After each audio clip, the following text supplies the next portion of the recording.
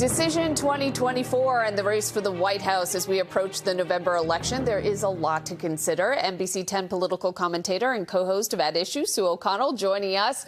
Sue, I mean, a lot of us have moved on. A lot of people, we're already thinking about November, but there are still primary elections being held. Indiana, a red state, held its contest this week. Let's take a look at some of the results.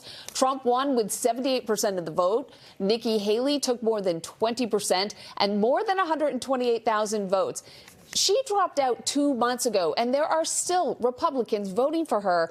How bad is that a signal for Donald Trump when it comes to the general election? Yeah, JC, it's very bad news. Sure, some people are just voting for the second choice, maybe to make a point, maybe it's a protest point. But from what we hear, the data and polling we hear from the Republicans who voted for Nikki Haley and were supporting her and continue to, is that they may not vote for Trump in the general election in November. They may not vote for Joe Biden either, but if they stay home, Trump is not going to get those votes, and he needs those votes to win.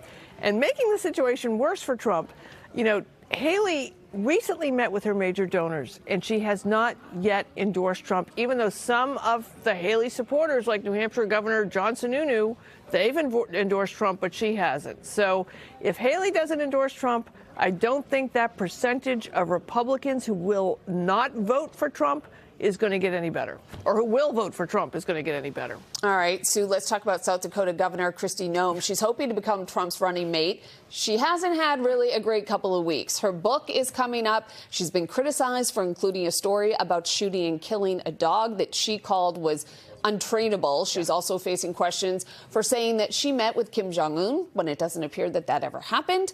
So can we write her political obit yet, or does this continue? Well, I'd like to say for the record, JC, that I once took a hamster to the vet to be put to sleep, so I have some bias about dog and goat killing. Don't forget the goat. The goat was very important. Look, I think she has officially removed herself from the short list of Trump's potential vice president picks, even though he hates dogs. I don't think he hates them that much. But, you know, who knows about her future? Congressperson Marjorie Taylor Greene is still in Congress, and Trump is still the Republican nominee.